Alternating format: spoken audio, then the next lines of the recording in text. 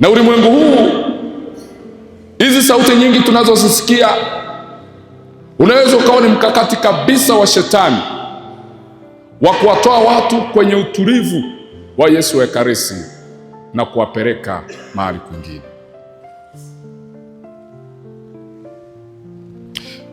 Unamshangaa Mkatoliki anamwacha Yesu wa Ekaristi altareni, anamwacha Yesu wa Ekaristi kwenye tabernakulo takatifu, anaenda kutafuta miujiza mahali ambapo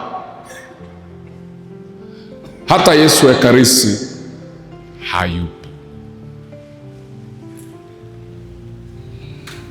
Yesu wa Ekaristi ni mtenda miujiza.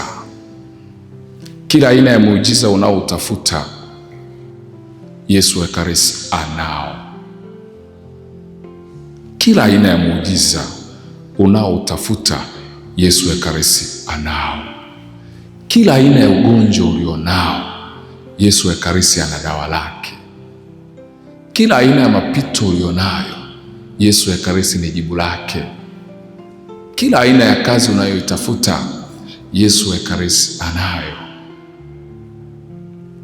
Lakini utakuta huyo Mkatoliki anamwacha Yesu wa Ekaristi peke yake kwenye tabernakulo takatifu, anaenda kule wanako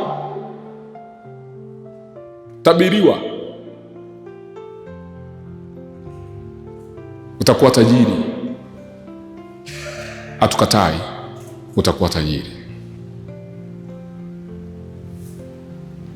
Utakuwa fulani, hatukatai, utakuwa fulani.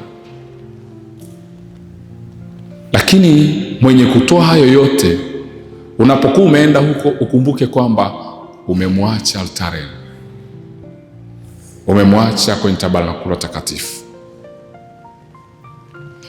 Ni kweli unaweza ukawa unapitia kitambo kirefu cha mapito, ni sahihi kabisa. Unaweza ukawa unapitia kitambo kirefu cha mapito kwenye maisha yako, na ni sahihi ukapitia hicho kitambo kirefu. Lakini Yesu wa Ekaristi anapokuwa anaandaa mtu aina yoyote kuwa mkuu, huwa hamuoneshi njia mapema.